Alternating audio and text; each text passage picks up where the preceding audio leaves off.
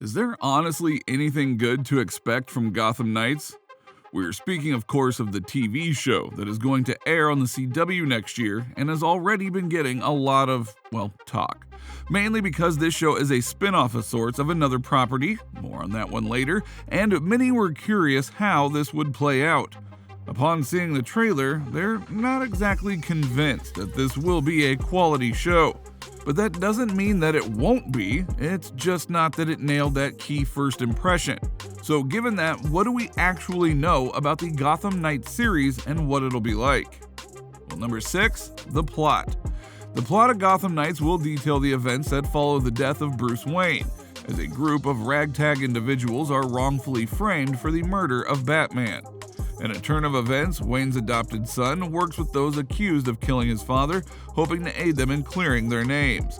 The absence of Batman in the city of Gotham inspires villains everywhere to start causing trouble, so the accused killers do everything they can to take Batman's place and keep their city safe.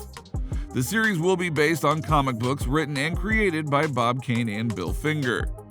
Number 5, the cast. The CW earlier this year announced that the stars of the Gotham Knights pilot episode, including Navia Robinson, Olivia Rose Keegan, Oscar Morgan, Fallon Smythe, and Tyler DeShiera. Navia Robinson is best known for her role in the Disney Plus series Raven's Home, where she played the part of Raven's daughter. Robinson will become Carrie Kelly in Gotham Knights, the brave young woman who convinced Batman to let her be his sidekick. Days of Our Lives actress Olivia Rose Keegan will become the wild and unpredictable Duella, who was born to well-known criminals in Arkham Asylum. Duella taught herself how to fight and survive after being abandoned by her parents, but despite her rough edges, she's capable of true greatness. Oscar Morgan has participated in a number of TV series, including Warren and Millie in between.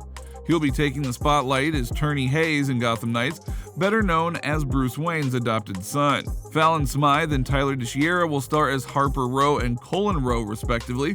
The sibling duo are both members of the LGBTQ+ community who are struggling to cope with the trauma inflicted upon them by an abusive childhood.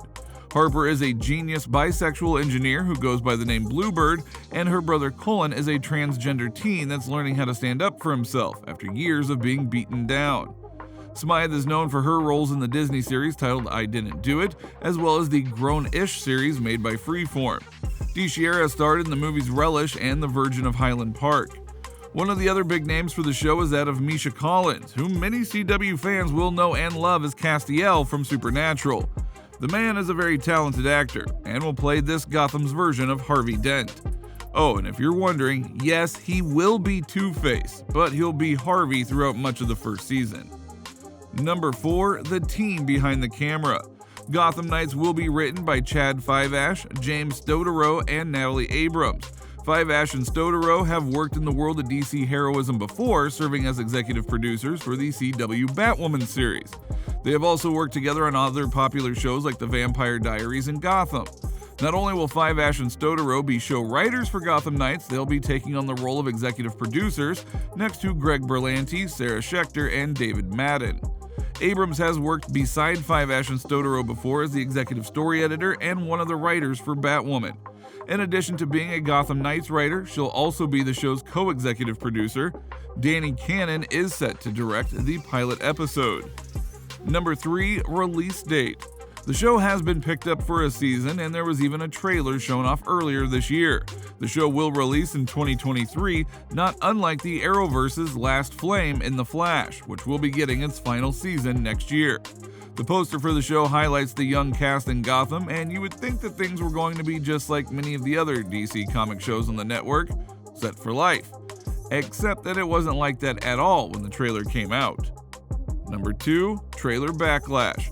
To say that there was a backlash to the trailer for Gotham Knights pilot episode would be an understatement of grand proportions. Because almost immediately upon coming out, social media was littered with comments about not only how bad the trailer looked and sounded, we won't deny it was bad in various ways, but how the whole show is framed and the cost of making it a reality. And no, we are not talking about the financial cost, we're talking about how multiple DC comic shows on the CW were canceled recently in order to save money, and because the new heads of Warner Bros. Discovery didn't want to pay for the lots, and yet they were willing to pay for this show instead. Again, it looks and sounds terrible while fans were begging for shows like Legends of Tomorrow, Batwoman, and Naomi to continue. Continuing on with that, Batwoman and Gotham Knights have basically the same plot but different characters doing the same thing. In both shows, Batman is gone and someone new has to step up. The difference here is that in Batwoman, between Kate Kane and Ryan Wilder, they were progressive choices for a lead as both were women of LGBTQ+ orientation, and Wilder was the first person to portray a black Batwoman. Though the show had mixed reception after the transition from Kane to Wilder, there is no denying the message that it sent. Yet here in Gotham Knights, the cast is predominantly white to a sad degree in the eyes of many fans, and just as bad, the main character isn't an established DC Comics character. They made up an original son of Batman in Turney Hayes, which honestly is a pretty stupid name, and it turns out in the trailer he actually didn't know about Bruce's other activities and just lived as a spoiled white boy, as many viewers called it. The fact that this show was approved while others, like the fan-adored Legends of Tomorrow, was not, is not only disrespectful, it's incredibly tone-deaf. Yes, Gotham Knights does have black and LGBTQ+ characters on their program, but the phrase, "that's not the point," absolutely comes to mind here, because it's more than being there, it's about being meaningful and established. Legends of Tomorrow had multiple lead characters who were POC or LGBTQ+, with seasons of progression behind them that people wanted to see finished. But we aren't getting that now, and the Arrowverse is essentially dead because of it. Thanks, Gotham Knights. Number 1, play the video game instead. If all of this talk at Gotham Knights is depressing you, and it honestly should, then there is good news for you. In October, a video game called Gotham Knights is set to drop, and it'll be a much more exciting experience overall. The game is set in a Gotham City where both Batman and Commissioner Gordon have been killed by the group known as the Court of Owls.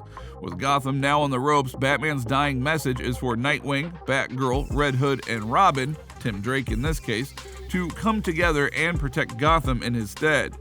Now that is how you do a setup for a story, okay?